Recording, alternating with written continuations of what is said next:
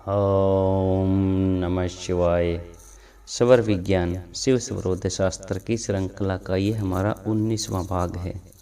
इससे पहले हम स्वर विज्ञान के जो है चंद्र स्वर के और सूर्य स्वर के दोनों के कार्य आपको बता चुके हैं और बहुत सारी ऐसी जानकारी बता चुके हैं कि हमें स्वर को कैसे देखना है, क्या क्या होता है।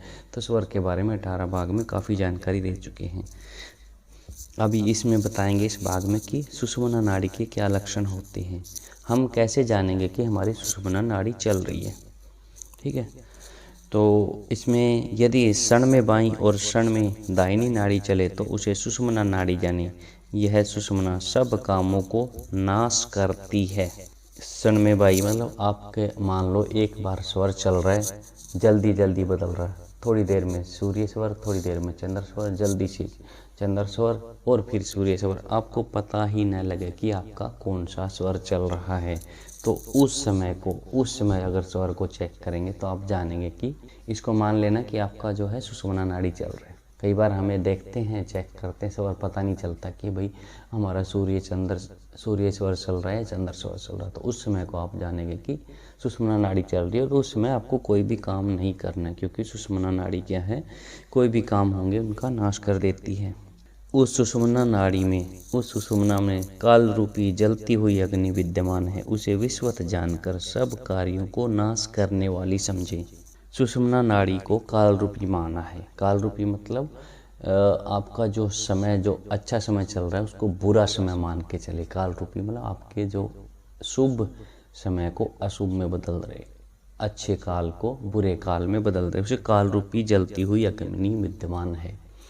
क्योंकि उस समय आपके जो दोनों स्वर चल रहे होते हैं तो उस सुषुम्ना माने, और उस समय को मानने की वह अग्नि विद्यमान है, काल रूपी अग्नि, विपरीत कामों को देने वाली अग्नि विद्यमान है। उसमें उसको क्या है, विष के समान मानकर कार्यों को नाश करने वाली समझे। विष के समान का इसका मतलब ये हुआ कि आप मान लो कोई काम करने जा रहे हैं, ठीक है, वो आपका विपरीत होगा। सिंपल सी बात है, विश्वत है, रिएक्शन करने वाला। कोई दवाई लिए उसका असर नहीं होगा, तो ये कह सकते हैं। मान लो कोई दवाई ली, उसका असर ना होके उसका और ज़्यादा प्रभाव बढ़ जाना शरीर में और बीमारी का फैल जाना, तो वो क्या रिएक्शन करती हैं। भाई जहर बन गया, खाना खाएंगे तो वो जहर बन जाएगा। तो इस तरह जाने के काम भी ना करे कोई, तो चेक करके अपना जो है दिनचर्या को सूर्य स्वर या चंद्र स्वर के या सुषुम्ना स्वर के जो भी कार्य हैं उनके अकॉर्डिंग आप काम कर सकते हैं।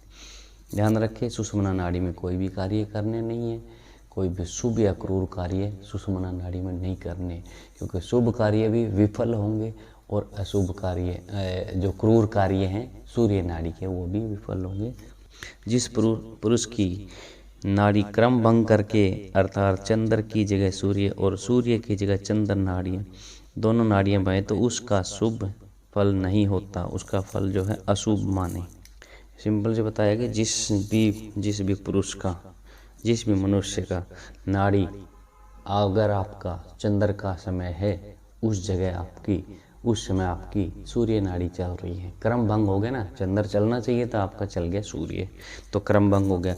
और जहाँ सूर्य चलना चाहिए था, ऐसे कोई काम करने जा रहे हो जहाँ सूर्य स्वर की जरूरत है, ठीक है, जैसे नहाना हो गया, खाना हो गया, सूर्य स्वर के कार्य हैं, तो उस समय आपका क्रम भंग हो गया। आप खाना जा रहे हो, चंद्र की जगह सूर्य की जगह चंद्र चल रहा है, तो क्रम भंग हो गया, उसे बोलते क्रम भंग होना।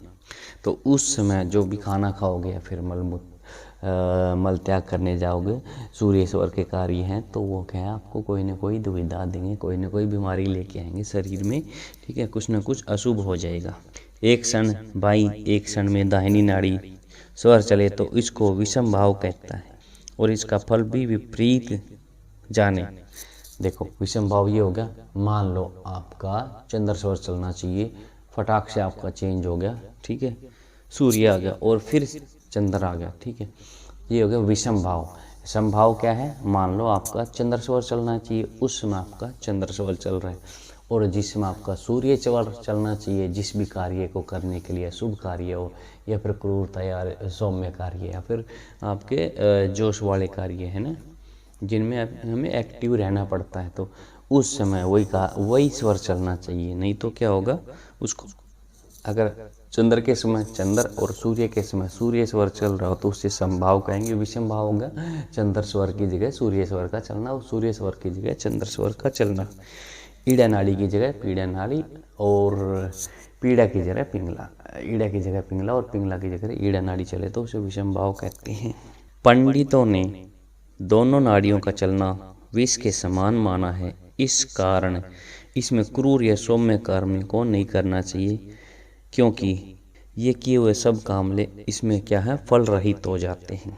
अब जो भी ज्ञानी लोग, पंडित मतलब जो भी ज्ञानी लगे, जो भी स्वर ज्ञान के जो ज्ञानी है जिनने स्वर ज्ञान का जिनको स्वर ज्ञान का पता हो, जिनको स्वर ज्ञान की शिक्षा हो, जिसको स्वर ज्ञान आता हो, तो उन्होंने क्या बोला है कि दोनों नाड़ियों का चलना, मान लो दोनों नाड़ियों का चलना मतलब सुषुम्ना नाड़ी का चलना, दोनों नाड़ी चले मतलब सुषुम्ना, ध्यान रखना।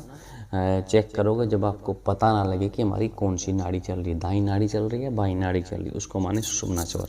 उस समय क्या है सौम्य काम जो हो गए हमारे जो चंद्र स्वर के कार्य उनको सौम्य काम बोलते हैं, और जो है सूर्य स्वर के कार्य हैं उसको बोलते हैं क्रूर कार्य।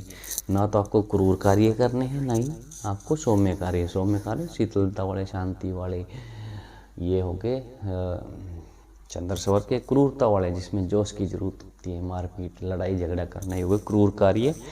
तो आपको ना तो लड़ाई झगड़ा करना ना शांति वाले कोई काम करने जब आपकी सुषुम्ना नाड़ी चल रही है, तो बिल्कुल ध्यान रखना है अगर वो कार्य उस नाड़ी में कर दिए तो वो क्या है फल रहित हो जाएंगे, उनका कोई फल नहीं मिलेगा। Thank you so much.